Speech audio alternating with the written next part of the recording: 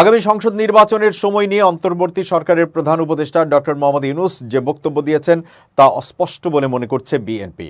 একই সঙ্গে প্রধান উপদেষ্টার বক্তব্যে নির্বাচন অনুষ্ঠিত হওয়ার সুনির্দিষ্ট তারিখ উল্লেখ না থাকায় হতাশ হয়েছে দলটি। বৃহস্পতিবার গুলশানে দলের চেয়ারপারসনের রাজনৈতিক কার্যালয়ে এক সংবাদ সম্মেলনে এই হতাশার কথা জানান দলটির মহাসচিব মির্জা ফখরুল ইসলাম আলমগীর। মির্জা ফখরুল বলেন, 18 ডিসেম্বর রাতে বিএনপির স্থায়ী কমিটির সভা অনুষ্ঠিত হয়।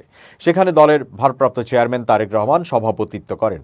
সেই সভায় গত 16 ডিসেম্বর বিজয় দিবসে প্রধান উপদেষ্টা ডক্টর মোহাম্মদ ইউনূস জাতির উদ্দেশ্যে যে ভাষণ দিয়েছেন তা নিয়ে বিস্তারিত আলোচনা হয় এবং পরবর্তীতে প্রধান উপদেষ্টার প্রেস সচিব সংবাদ সম্মেলনের মাধ্যমে উপদেষ্টার ভাষণের যে ব্যাখ্যা দিয়েছেন তা নিয়েও আলোচনা হয়। ডক্টর ইউনূসের ভাষণে নির্বাচন সংক্রান্ত বক্তব্য অস্পষ্ট বলে দাবি করে মির্জা ফখরুল বলেন, সভা মনে করে তার বক্তব্যে নির্বাচনের একটি সম্ভাব্য সময়ের কথা বলা হলেও নির্বাচনের রোড ম্যাপ সম্পর্কে কোনো সুনির্দিষ্ট বক্তব্য রাখা হয়নি। ডক্টর মোহাম্মদ ইউনূস 2025 সালের শেষ অথবা 2026 সালের প্রথম অংশে নির্বাচন অনুষ্ঠানের কথা বলেন, যা একেবারেই অস্পষ্ট। নির্দিষ্ট কোনো সময় উল্লেখ নেই, অথচ তার প্রেস সচিব বলেন যে 2026 সালের জুন মাসের মধ্যে নির্বাচন অনুষ্ঠিত হবে, যা পরস্পর বিরোধী।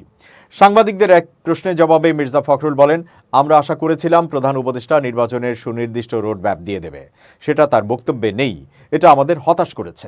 আবার তার প্রেস সচিব যা বললেন সেটা সাংঘর্ষিক।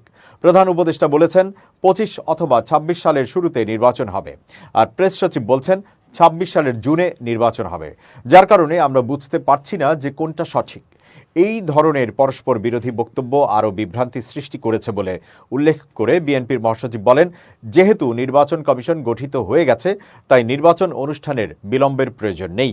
নির্বাচন কেন্দ্রিক সংস্কারগুলো সম্পন্ন করে দ্রুত নির্বাচন অনুষ্ঠান সম্ভব। জনগণ এই বিষয়ে প্রধান উপদেষ্টার কাছ থেকে সুস্পষ্ট বক্তব্য আশা করে। নির্বাচনের সুনির্দিষ্ট সময় রাজনৈতিক দল ও অন্যান্য অংশীজনের সঙ্গে আলোচনার মাধ্যমে নির্ধারণ করা উচিত বলে মনে করেন বিএনপি।